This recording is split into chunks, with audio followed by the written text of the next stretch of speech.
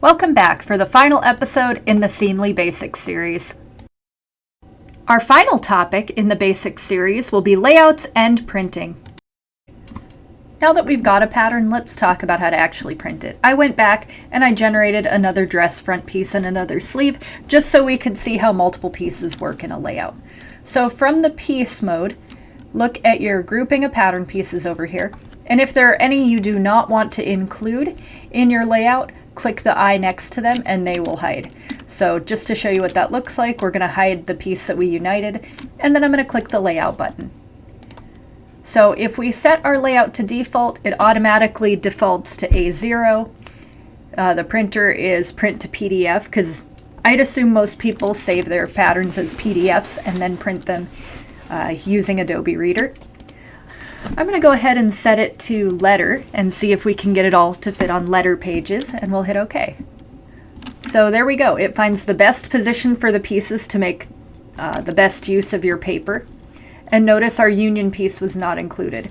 So if I go back to pieces, include our united piece, go back to layout, and then if I click new print layout, it will redo this all over again.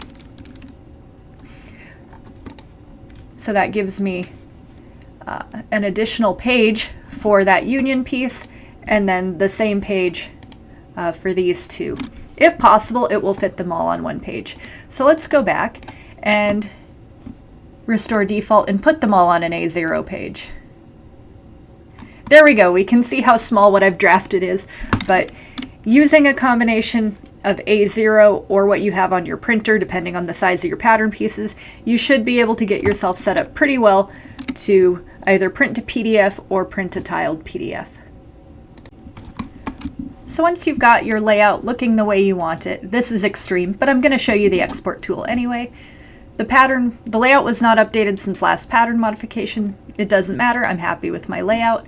You hit OK, and it will export the layout for you very similarly to the prior export tools we've looked at. So you could export just this layout if you wanted to chop up and make your own tiled PDF in a different program. So I'm going to go ahead and adjust my layout. I'm going to set it to A3 so I can get all of my pieces on this page, and then I'm going to show you how to print to tiled PDF. So let's go to File, Preview, Preview Tiled PDF, and notice it just breaks my pattern up into letter size sheets. So this breaks it up into 4 sheets. It gives me a dotted line to tape along. And if you do not plan on selling your patterns and they're just for personal use, this is probably the best way to get your pattern from Seamly into your hands and ready to sew. So then when you have looked it over, you decide it's what you want, then I would recommend going File, Print, Print Tiled PDF, and then just saving it as a PDF somewhere on your computer so you can refer back to it and always have it. But yeah, that's about it. You can now take yourself all the way through all of the tools to a finished printable pattern in Seamly 2D. Let's do our final recap. Layouts can only be generated for paper that is larger than your pattern pieces. You can export your current layout in a variety of formats. If your pattern is for personal use, I recommend using the print tiled PDF so you can use your home printer. And again, you can use the timestamps to jump back and review whatever you need through this whole process. Thanks so much for watching. Keep an eye on my channel where all of these episodes will be compiled into one full-length feature very soon.